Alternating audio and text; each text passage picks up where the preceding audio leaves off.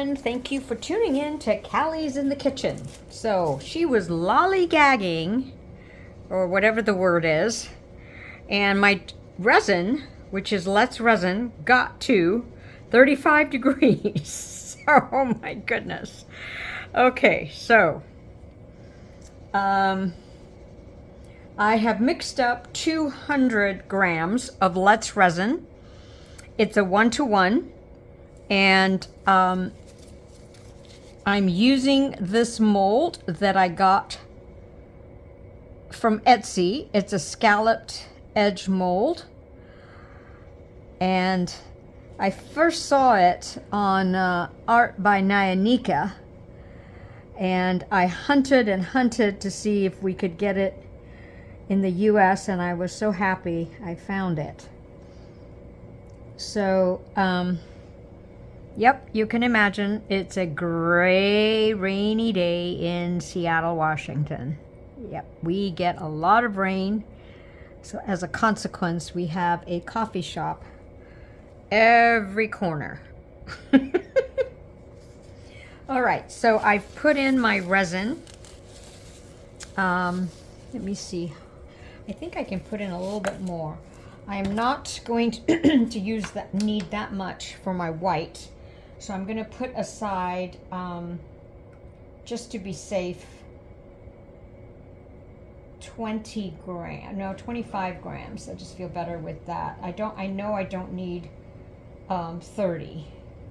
So 25, and then I'm going to pour the rest of this in. This way I won't need that much for a back coat. I was going to use the rest or remainder for another project, for using resin and inks for using on Leah Dia designs. I don't know if you've seen those acrylic discs that I'm just crazy about. Anyway, so that's what I'm going to do, or did. And now I'm going to torch. And I kind of angle it when I know when I want to go on the edges here. Get my inks aside away here, especially since they're alcohol inks. Okay.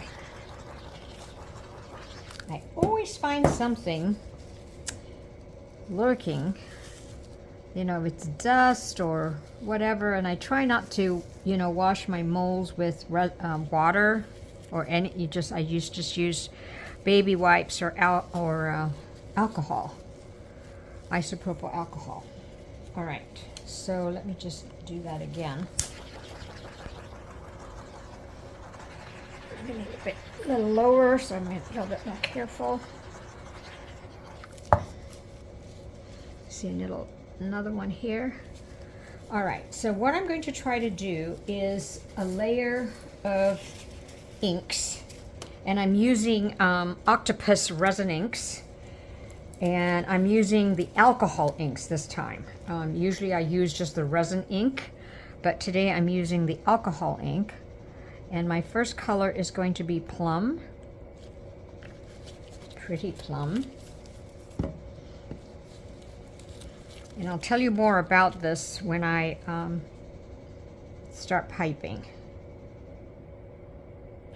This one is marigold, which is my version of yellow. Now I don't have a kind of a magenta, so I'm going to use red wine. Oops.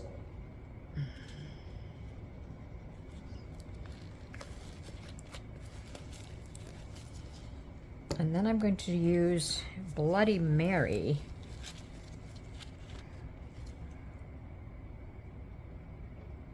Kind of in between, and I see that I'm kind of lopsided, which is very not unusual for moi. Okay, very light, and then I'm going to put purple again.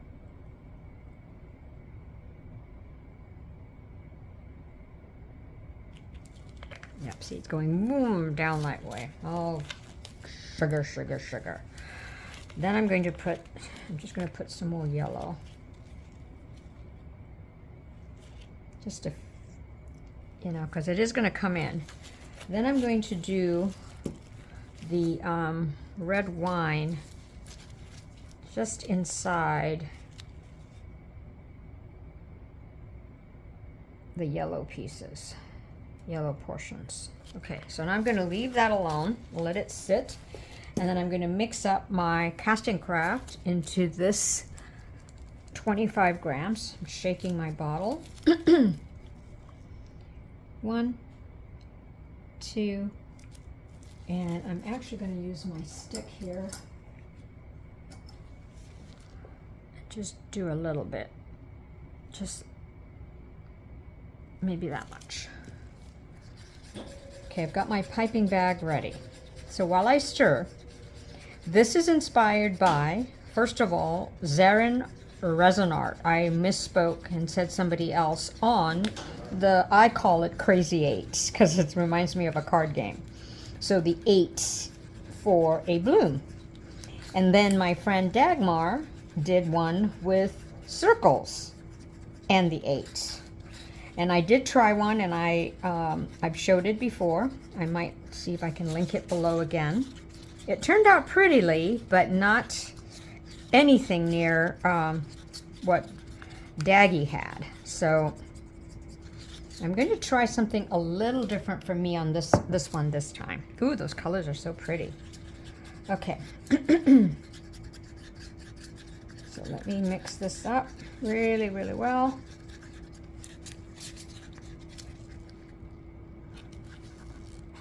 And I'm kind of going to do like a combo of both of theirs.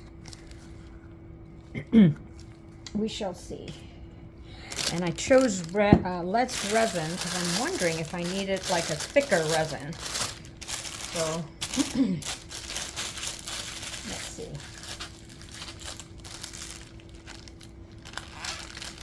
Now people have asked how much I cut off. It all depends on you. I mean, this is a large bag, and I cut maybe 2 to 3 inches first, but I always want to make sure I have enough to tie a knot, and obviously you can see this is way too big, but I just feel better with that. All right, so now I'm going to cut about that much. Hopefully that captured. I apologize if it didn't. I'm going to do my first stream. Okay, so the first thing I'm going to do is actually a circle and a swirl in the center. Okay? Now, on Dagmar, she did circles all over. I'm actually going to do swirls like this.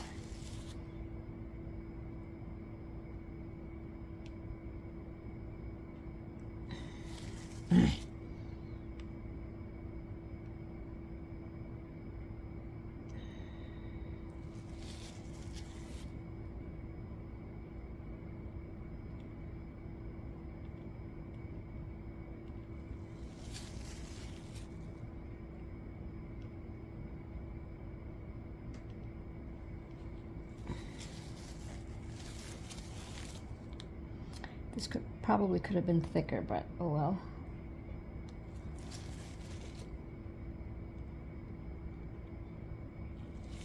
So I'm kind of changing it up a bit. Like in the in-between, I'm doing only like 2.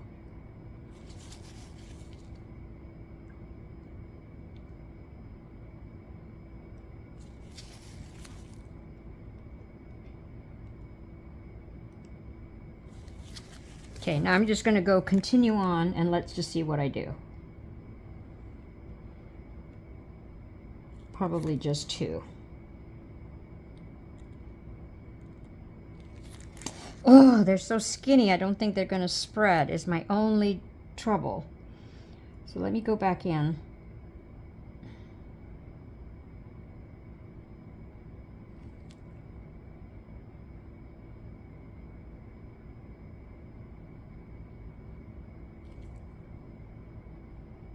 Now this may cause a whole bunch of blobbies.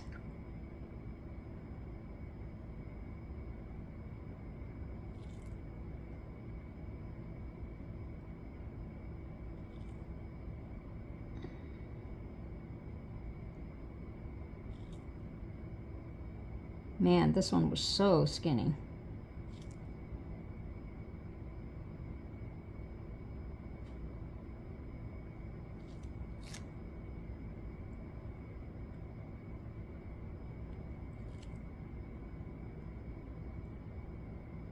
This double layering is really not a good idea because it's very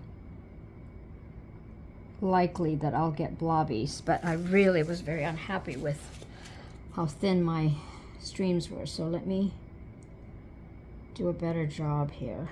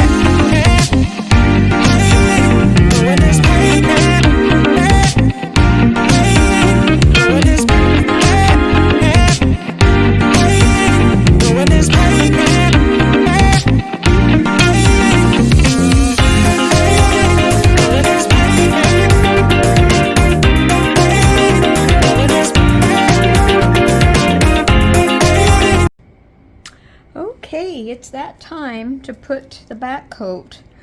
Now, I see some pedaling, but it certainly doesn't, to me, look like 8 or the swirls, so hard to tell. Won't know. I haven't been able to accomplish or get those circles that Daggy does. So, okay, in here I've got some, let's see, Dupont Epoxy resin. It's a low viscosity resin, and I have a little bit left, and I thought I'd use it for a back coat. So I've mixed in some Eta Art black and blue. I've been trying to build up enough courage to try different colors. Like I found these on Temu, like this kind of, I guess maybe teal or turquoise, and this sort of taupish green. So I might try that next time. I was thinking about using that for this piece, but not brave enough yet. So, okay, so let me make sure this is a good, kind of want it to be on the bluish side more than the black. So I'm going to add a little bit more. Oops, that might be too much because these are very strong pigments. And a very sweet friend has shipped them to me from Germany. Okay, oh yeah, I think I'm liking it. As I excuse me, as I've said before, sometimes it's hard to tell because when you put it in here, you see a certain color, and then when you pour it, it turns out a little differently. Okay. So, I should have mentioned, I did 68 of A and 34 of B because it's a 2-to-1 ratio resin. Whoops. Okay, please don't overflow. Please, please, please, please, please. Oh gosh, oh gosh, oh gosh. Did I just do it right? Wow. Oh, I hope. Okay, so I'm going to torch in a little bit, let some of the bubbles come up to the surface, and I will see you for the unmolding. So I skipped the back coat process. My apologies. I don't know if you can see, but I did a blue and black kind of background, and I used pigment drops. So once again, so I know what the result is. So can't get the zeros. And I don't know if it's the resin or the mold or me. But it still turned out to be a pretty bloom, I think. I don't know. For me, I can tell there's so much depth and layers. So let me take you in for a close-up. And if you're interested, maybe you can enlarge it on your screen. But I just love the depth and the colors. And, you know, it's not a black background. You can kind of tell from this different angles, there's kind of a little tinge of blue. So I'm going to kind of play more with, you know, different colored backgrounds. But thank you, Daggy, again, for your zeros, and Zarin for your 8s. Okie doke. Catch you all next time. Thanks so much for watching.